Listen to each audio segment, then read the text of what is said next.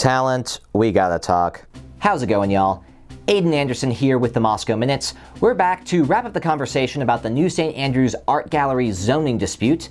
My producer is here on the phone with me once again, and he does not sound happy. Don't air my grievances for me. I'll air my grievances for me. I told you the last time we went over this issue that I'd be paying close attention, and you managed to screw it up. I've been reading up on this zoning stuff now for a hot minute, and you managed to botch some details last time. This is why we can't have nice things. Okay, can I at least go through the city meeting before we sort this out? I mean, that'll give me more time to prepare my rant, so sure. Thanks, I guess. Let's get into it.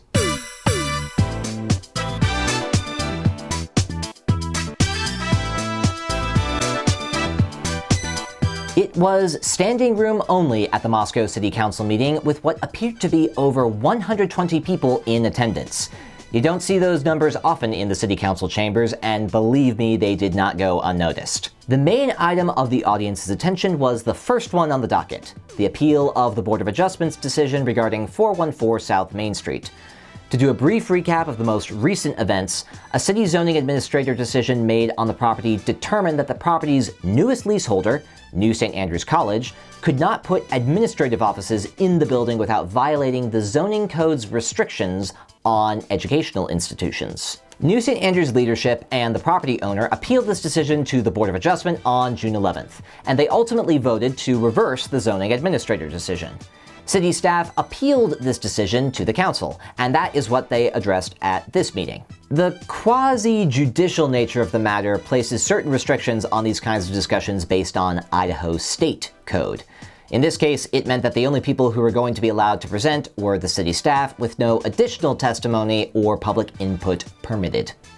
City staff made their appeal based on the BOA being arbitrary in their decision and making a decision unsupported by substantial evidence in the record. The council was given the choice to sustain, reverse, or remand the BOA's decision in part or in whole. Let's take a look at what the council had to say in their deliberation.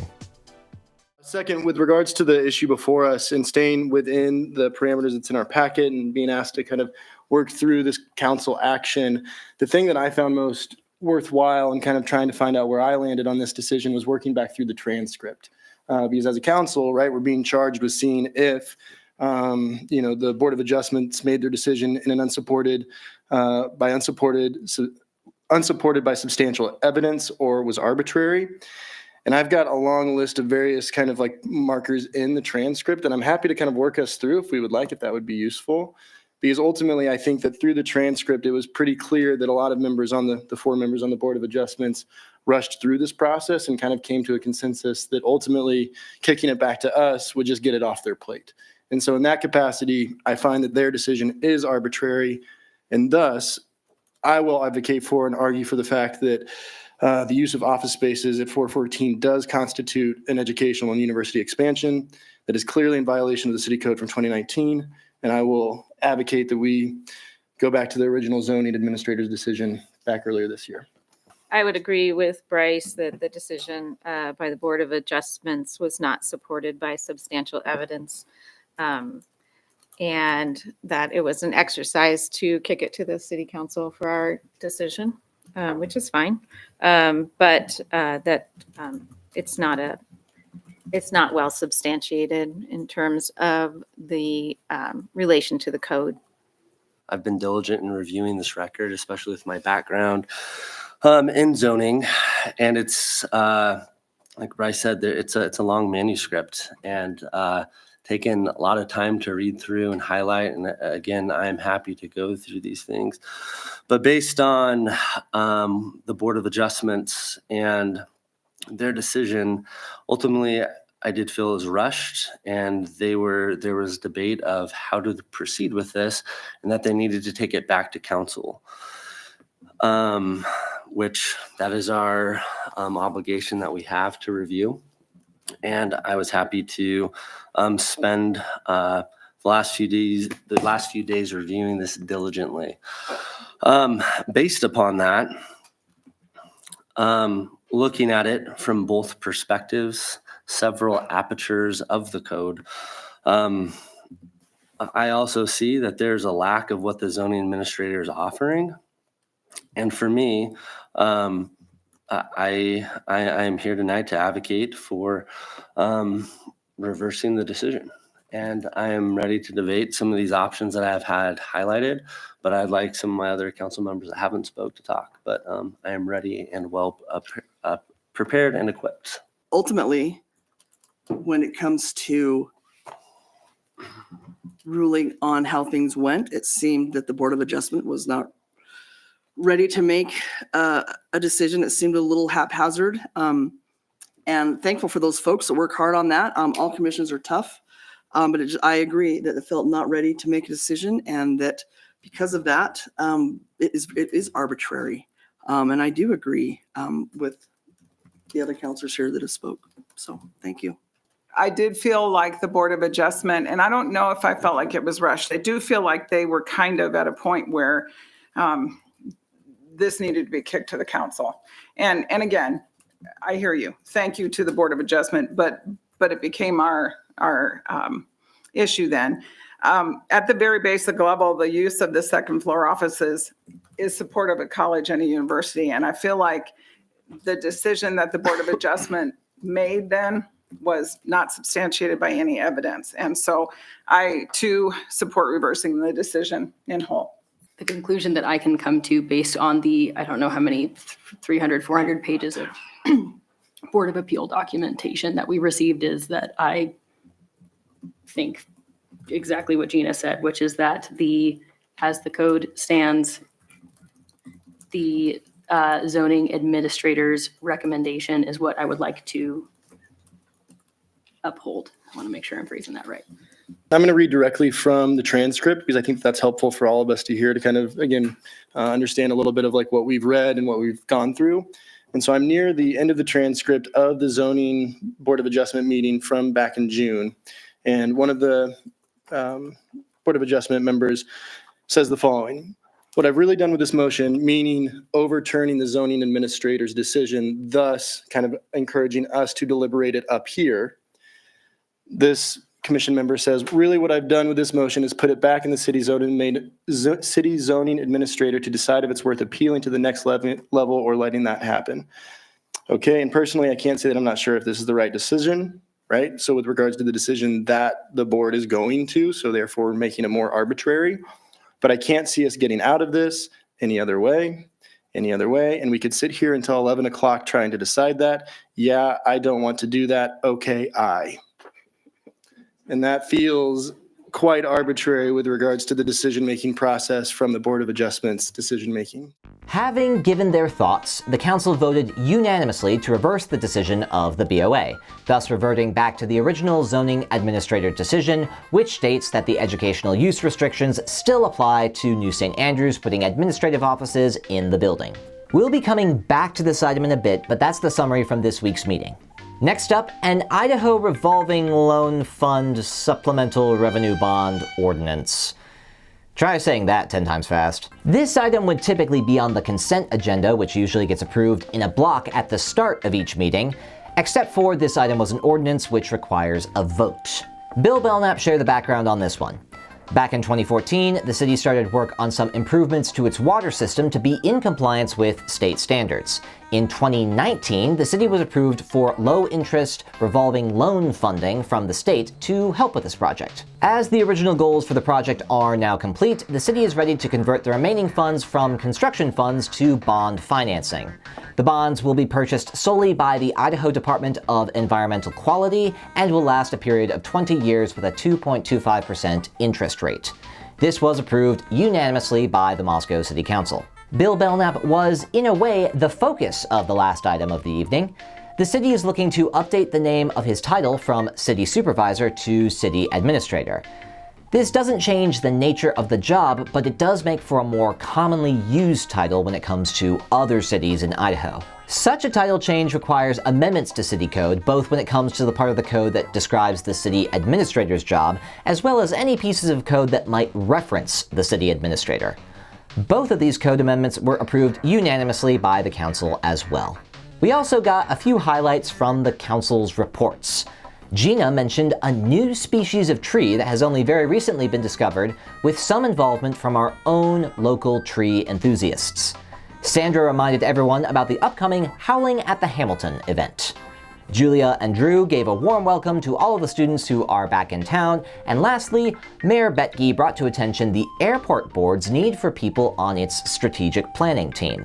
And that about sums up the Moscow City Council meeting. Are you ready to rant at me now? Believe me, if I wasn't going to, I wouldn't have hung around for this long. Come on, we're the same person. How can you— Not the point. Let's get started. We should begin by going back to your report from some weeks ago. Back in 2001, when New St. Andrews first acquired the Scadabo block where their main campus currently resides, city zoning code allowed the college to occupy the space based on permitted use. Nope, not how it happened. What do you mean? This requires a closer look at the zoning code from back then. A copy of the city's zoning code from back in 1998 has a full-fledged section on the Central Business Zoning District. The only mention of anything educational within the code's list of permitted uses is here, Title 4, Chapter 3, Section 3.5. Here, it mentions the following uses that are permitted: vocational schools, churches, synagogues, mosques, governmental offices, libraries, museums, art galleries, police and fire stations, and similar public or private institutions, but excluding elementary and junior high schools. So the issue here is that the code says nothing about private or public universities being permitted in the central business zone. They're defined in a separate piece of the code. The city's zoning code is exclusionary, so if anything is not mentioned explicitly as permitted in that section of the code, the default is that it is not a permitted use. Okay, can't argue with that, but New St. Andrews did take up occupation and operations at the Scadabo block in 2001 regardless. How'd that come about if the zoning code didn't allow it? The zoning administrator back then appears to have made the determination that, based on their interpretation of the zoning code, New St. Andrews fit into one of the central business zone's approved categories, and thus their use of the space was approved by right. Wait, I'm confused. Was NSA's initial use of Scadabo block a permitted use or not? Depends how you read the code. Technically, it was permitted based on the zoning administrator's decision at the time. However, if you look at how the conversation progressed, it's clear that folks felt that this interpretation was in error. Fast forward several years to 2005 and you find that the Planning and Zoning Commission spent from August to November working on changes to the zoning code, with particular attention to schools in non-residential zoning districts. This series of over 8 meetings culminated in the final meeting of the Moscow City Council in 2005 on December 19th. At this meeting, they approved Ordinance 2005-33, which amended the city code to require the conditional use permitting process for all schools within certain zoning districts, including but not limited to the Central Business Zoning District. The code presented at the time reads as follows. Conditional uses, number 8. Commercial schools and educational institutions, with specific consideration given to traffic, parking, safety, and nuisance issues, as well as cumulative impacts of and proximity to existing commercial schools and educational institutions in the vicinity, and impact on availability of retail and office space, especially at street level. Applications for educational institutions shall be accompanied by a detailed written description of plans, including present student enrollment, staff on site, site development, and future enrollment growth and any phasing thereof. So, since then, educational institutions looking to have space in the central business zone, including New St. Andrews, have gone through the conditional use permit process for their buildings, at least up until the adoption of Ordinance 2019-07, which prohibits expansion of educational uses in the zone. And that's where we stand today. Okay, rant over. What do you have to say? I didn't realize you'd be so passionate about the specifics of zoning code. Well, now that we're talking about it, it matters a lot. You gotta set the record straight. In that case, let's drill into some specifics here. In the 90s and early 2000s, the city code did not have explicit permissions for educational institutions like New St. Andrews in the central business zone. The code at the time said nothing of colleges or schools like NSA in that section, and because the code is exclusionary, if it's not written there, it's not allowed. But the phrase similar public or private institutions would seem to allow for something like a college to be included, right? It's ambiguous enough, I suppose. Depends on the person making the determination. And we know that city staff at the time made the determination that NSA would be allowed downtown, regardless of what local conversation followed. So with the zoning code being ambiguous, you'd just be relying on an arbitrary decision from the city for something like that. Perhaps, but then that all gets cleared up by the zoning code changes made in 2005. At that point, all schools need a CUP to operate within the central business zone, and much later, with Ordinance 2019-07, no further educational use would be permitted. I think we're all good there. Let's turn our attention back to the most recent hearing on the 414 South Main property. The main item the councilors referenced in their deliberation was the transcript from the Board of Adjustment hearing in June.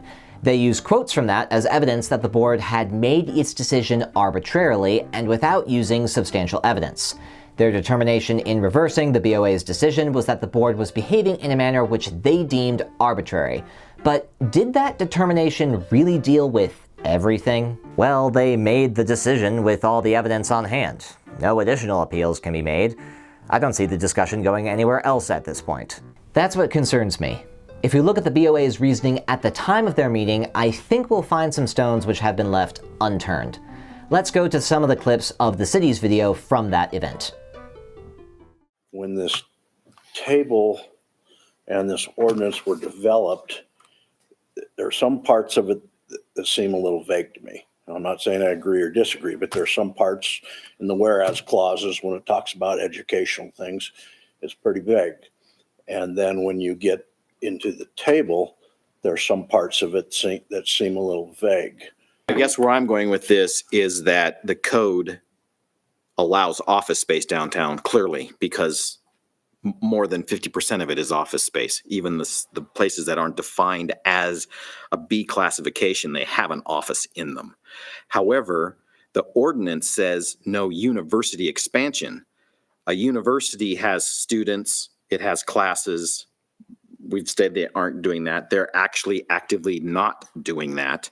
But a university also has accounting, it has finance, it has marketing. How those affect university expansion, that's not clear. And so what we're saying is, okay, because the name on that office door is NSA employee X, my job is marketing. Whereas before it was, I'm employee manager X for the art gallery. So it was never a question. What happens in that office? Still the same functions. So that's what's unclear. My thought is that we kick it back to the city zoning administrator to clarify what uses fall under university expansion, because all we have to go on is this university expansion or not? Mm-hmm. Well, it's not expansion of the students and the classrooms and the teaching and the professors. Or number of offices. Those offices already exist. We're moving from one building to the other. That one's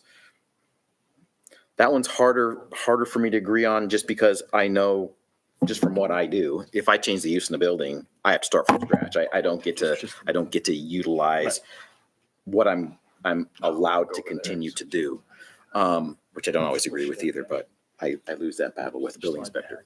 But if we kick it back to them to clarify that, they clarify it, they come back, we still have this same thing or not? Well, one thing, Joe, when you look at the permitted uses for the business uses and professional uses in there, it's clearly states that it's permitted in that zone. There's no little asterisk by it that says except in educational facilities. It doesn't send you off in left field to clarify it.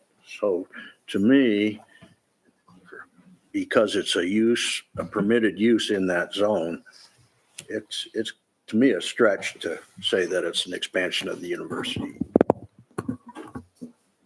So I would agree that I'd like to see it remanded back, and then Put up some the zoning definitions. administrator can take it to the city council which is ultimately where it has to go to define the question that I can't answer right now, and that is. But if we what remand it constitutes back, that. will it come back to us? Yeah, correct. It's gonna come back to us. We're the next spot. So we if say we yes or remand no. it, they're gonna clarify something, we have to say what, and it's gonna come right back to us. And then we're back here in the same Yeah. no-win situation where if we So- say yes, So we pretty much have, if we want it to go to city council, we pretty much have to pick one or two. Yeah, there's going to be no more clarification from us. Everything's within the NIAX system. So it's a Census Bureau that defines all the NIAX categories and numbers. And, you know, I mean, we could go out to the Census Bureau and look up all those numbers and what it lists underneath the descriptions of each one. So there's not going to be anything beyond that we can, you know, dig up from somewhere else. Okay, so what the four of us are trying to figure out is how do we force city council and city attorney to look at this? Because they're the elected paid people. And quite frankly, it's their ordinance, whether we agree or disagree, as to whether or not you're disallowing them to use the space or we're allowing them to use the space against the intent. Because I don't think anybody in here everyone's trying to make the right call based on how they're interpreting this. And we're in the same boat. Yeah, really, for it to proceed to the next step, the decision either needs to be sustained. The council does not have to remand it back to us. They can make the decision. they can make a decision. Yes. What I think we can see here is that the board is frustrated with the lack of clarity surrounding Ordinance 2019-07. They weren't able to make any changes to the ordinance itself, but the wording of the ordinance, combined with the arguments from both city staff and the appellant, left them in want of a different venue for discussion. They voted to reverse the zoning administrator's decision in favor of the appellant. Was their reasoning based on the evidence from either side of the appeal? Well, not exactly. It seems that they voted the way they did to get it passed along to council in order to get clarity on interpreting Ordinance 2019-07. Does that make their decision arbitrary? From one perspective, I'd say yes. They made a decision on a property based on factors that had nothing to do with that property. They voted not after careful consideration and deliberation of the evidence surrounding that property, but on what move tactically could get the decision out of their hands and into the hands of the council. Yeah, but from another perspective, calling their decision arbitrary is ridiculous. They didn't just willy-nilly say, yeah, reverse this zoning determination, doesn't matter why. They had specific, intentional reasons for voting the way they did, regardless of the immediate effects of their decision. They wanted clarity on how they should interpret Ordinance 2019-07, and they sought that clarity by choosing a path of decision-making that would most directly get the city council involved to help give it to them. So, the question is, did they get the clarity they were looking for? That's going to be a matter of perspective too. At one level, the council voted, and what they said is final. The BOA can reference this case all they want going forward if an issue like this comes up again. But the council didn't actually have to address the educational use appeal that the appellants made to the BOA. They just had to address the city's appeal of the BOA decision, which means they just had to decide if the board was being arbitrary or not. In a sense, they didn't bring much thought to bear at all on the issues the BOA was hoping they'd address. So where does that leave us as far as clarity goes? I mean, we have the decisions that were made, and that's about it. When you have all the details together like this, trying to use this decision to justify future actions feels almost as arbitrary as basing those actions on no reasoning at all. But what does this have to do with all the stuff from 2001? Well, we just happen to be looking at two use cases of zoning decision-making where both the same parties are involved and where arbitrariness appears to be a key factor in the arguments surrounding these situations. In 2001, an arbitrary decision on the zoning administrator's part apparently netted a downtown building for New St. Andrews and resulted in a pretty significant overhaul of the zoning code. In 2024, we have this latest set of arbitrary decisions when it comes to offices in an art gallery and an uncertain BOA. Should we anticipate anything more coming out of this? Why do you have to make it so complicated? Chill out, I'm not going to speculate on anything. The decision has been made, and now the city and New St. Andrews will act in accordance with that decision. I think the question of clarity brought up by the BOA regarding future zoning decisions remains mostly unanswered, but at least this situation is settled. Are you going to say anything about the details you missed last time? Don't you mean the details we missed last time? Whatever, just keep it to a minimum. These issues are complicated enough without some facts missing. I got it. Do you want to talk elections while I still have you? Oh gosh. Any mention of elections after all that makes me want to curl up in the back of a Camry and never come out. Save it for later. Right. So that's a wrap on 414 South Main for now. If you learn anything from this issue, I hope it's that the process of dealing with any zoning board is a long and complex one, sometimes involving decades worth of documents to sort through. I could be wrong about this, but I don't see the zoning ambiguities that this particular issue presents going away anytime soon. All the more reason to pay attention to things like our city code and better prepare yourself for issues as they arise. Another thing you might learn from all this is when an issue is presented before the city council, it is often on the last steps of a journey that began a long time ago elsewhere. If there are issues or particular changes you want to see addressed by the city, there is wisdom in retracing the steps of that journey to its source point and getting involved there, rather than just at the end point. This might mean sitting in on some of the city commission meetings or looking up future agendas way ahead of time.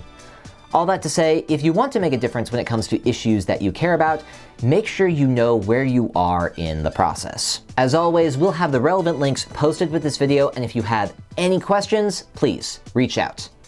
I'm Aiden Anderson with the Moscow Minutes. We'll see you next time.